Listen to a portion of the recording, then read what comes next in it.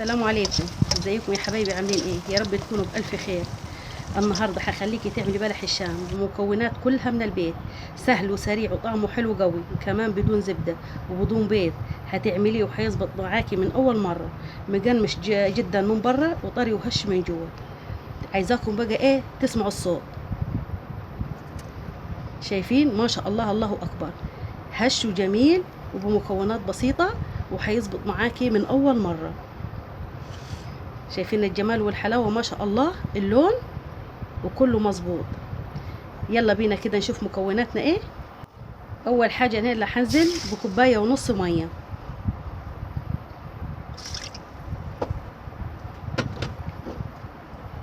وبعد كده اللي هنزل بمعلقة كبيرة سكر حبيبات ورشة من الملح، واللي هنزل بأربع معالق كبار زيت، زي ما شايفين كده 4 معالق. واللي هشغل النار بقى هدوبهم كده، وانا طبعا مشغله النار. اللي هسيبه يغلي كده، وتعالوا بقى اللي هنشوف ايه المكونات الجافه. دوب السكر كده والملح. هنيجي للمكونات الجافه. اللي هنزل هنا بكوبايه ونص دقيق،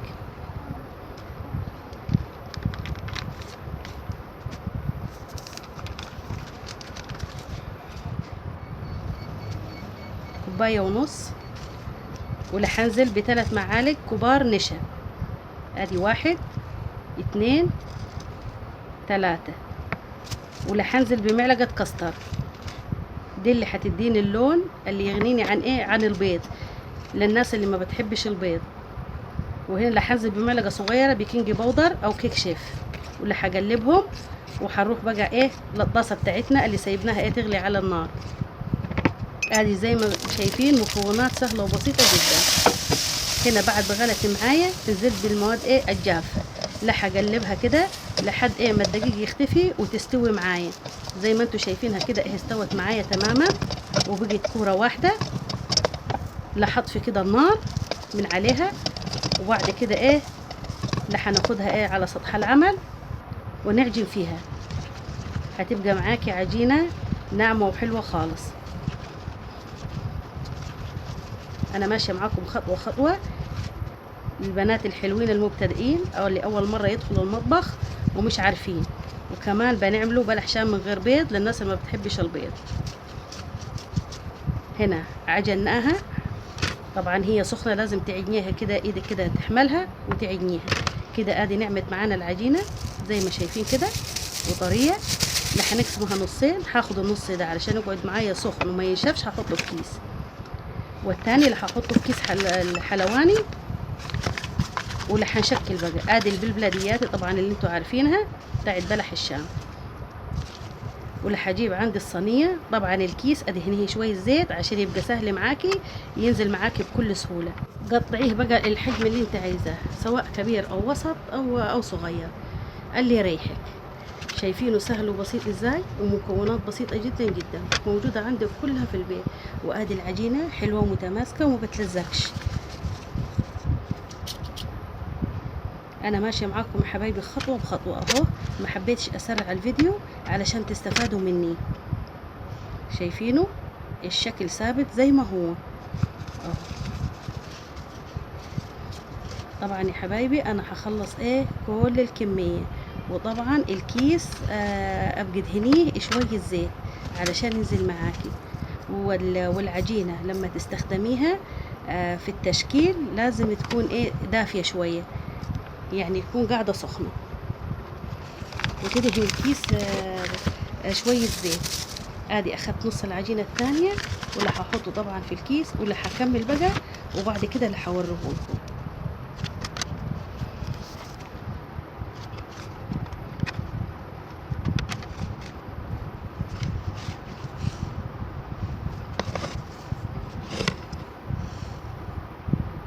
ادي خلصنا كل الكميه، واللي هنسيبها تبرد تماما. ما تستعجليش عليها، لازم تبرد علشان لما تدخل معاك الزيت ما تفرولش.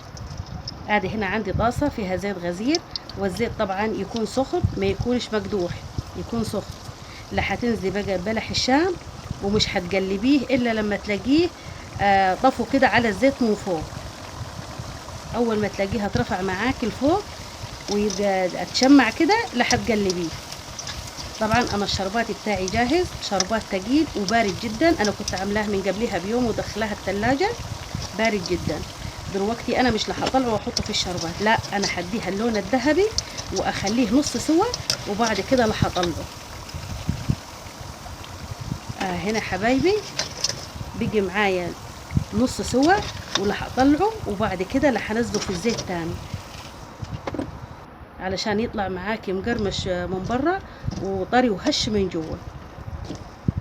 ادي هنا ماسكاه في ايدي، ده طبعا اللي انا طلعته نص سوا وده نزلته كده الزيت زي ما بتعملي الزلابيه بالظبط.